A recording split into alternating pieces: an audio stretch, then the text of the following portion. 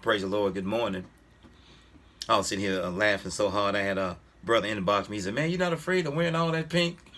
I said, "Bro," I said, "What?" It just blew my eyes. And I asked him for his telephone number, and I called him. I said, "Brother, I wear pink because my mom's favorite color."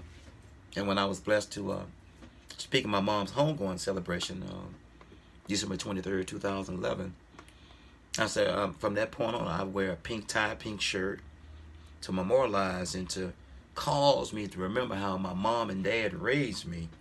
So I wear pink out of a tribute and a memorial and a divine interest in that how I was raised. I'm reminded it not just by, see, a lot of people forget their last name, their middle name, their first name, who they named after. So I look at the color pink as a way of causing me, not that I need it, because I am of age and I know right from wrong, and I believe once you learn right from wrong, 3, 4, 5 years of age, whatever the case may be, it should cause you. Now we gonna mess up and fall down and get up and fall down and get up, because of human nature. But I believe that we need some type of constant reminder, not someone telling us, but your age alone should cause you to remember, hey, I have to be mature. That's why I just don't understand people who do all this screaming and yelling. Oh my, yelling and cussing and screaming. You can't talk to them. You can't get a word in. They over talk you. They cut you off. I'm not talking about being excited to talk and converse with someone, or just loving a company and you both just wrestle like those two snakes in the apothecary or the pharmacy called a gadunk, when you see the two snakes wrestling and intertwining. I'm not talking about that. I'm talking about the person who screams and yells and screams and yells. And look, I've been through that. And you're going to get into it. You're going to go off. You might snap, crackle, and pop. It's human nature. But when all you do is S&J, like peanut butter and jelly, scream and yell. Y'all heard me? You just simply just, see, S&J, simply just mean, nasty, angry, disrespectful. And this is what I love when people say this. He just ornery. She set her ways. As I leave this alone.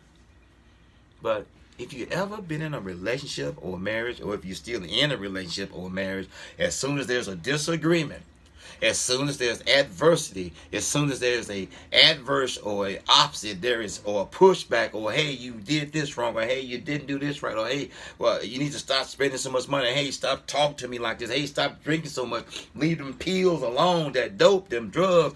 I mean, scream and yell. Scream and yell. What are you getting out of all screaming and yelling? It's not communicating.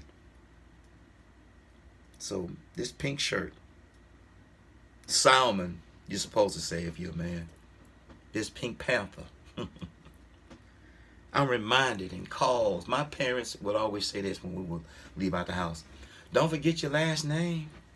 Don't forget you represent the family. And we lived in the projects, the poverty, the police, the pimps, the pedophiles, the prostitutes, the projectiles, the potholes, the pellets, the punks, the pushers. And that was just on my street in the projects.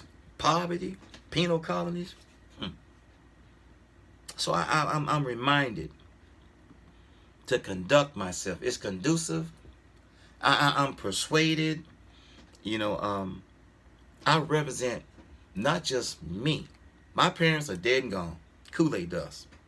I spoke at my mom's funeral, and I broke my dad's ribs doing CPR on him September 16, 2000 at 6:07 a.m. in the morning in Huntsville, Alabama at 2707 Apartment 8 Poplar Street, Huntsville, Alabama 35801. As I leave this alone, I was there when he ascended and transitioned right before my eyes, died. The fecal matter, the blood, the snot, the urine, the mucus, all was there, as well as life and death. as well as good and evil, as well as me and my dad, holding the phone on 911 and trying to do CPR at the same time. I don't wear a pink shirt because of that, because I have his face. That's my remembrance as I land God's spacecraft. But screaming and yelling, what you getting out of it?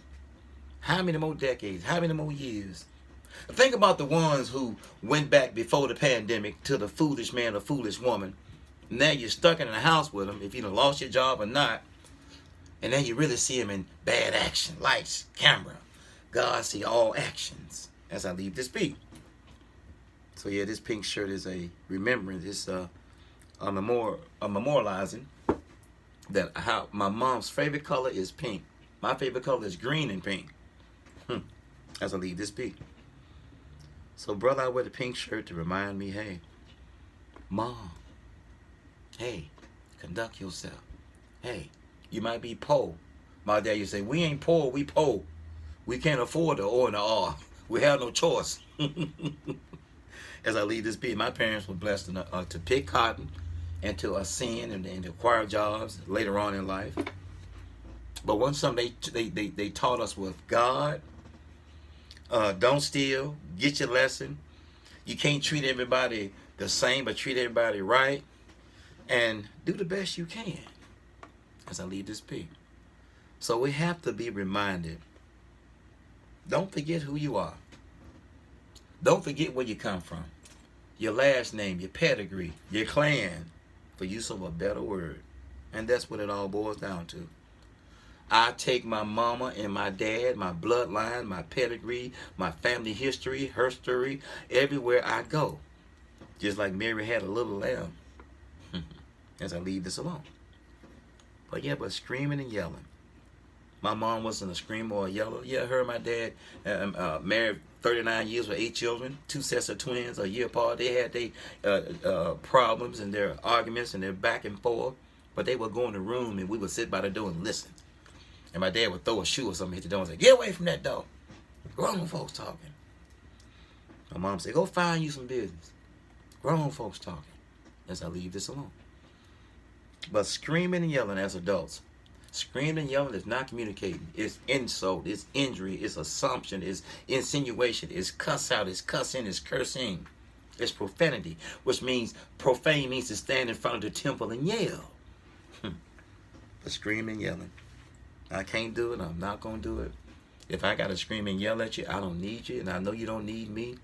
If I got to scream and yell and raise my voice and can't get a word in and can't talk or compromise and you of age, you know right from wrong, run for it.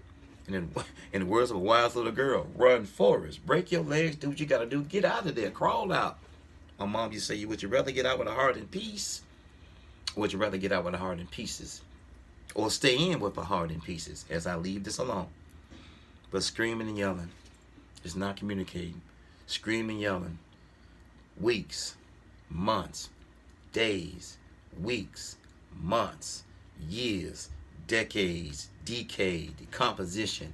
And when's the last time he or she held your hand? Have you ever been in a relationship or marriage where you hear F you more than you hear I love you? Screaming and yelling. It's time out for it, man. So many people grow old, but a lot of people don't grow up. I can't do it. I won't do it. I need my mind and heart for myself and for the next person that comes along in my life. You do too. That you can fall in love with, be with, compromise, come with a promise to change. Screaming and yelling. It's time out for it. I can't do it. I'm not going to do it. I'm not going to make time to do it. Time waits for no man or woman.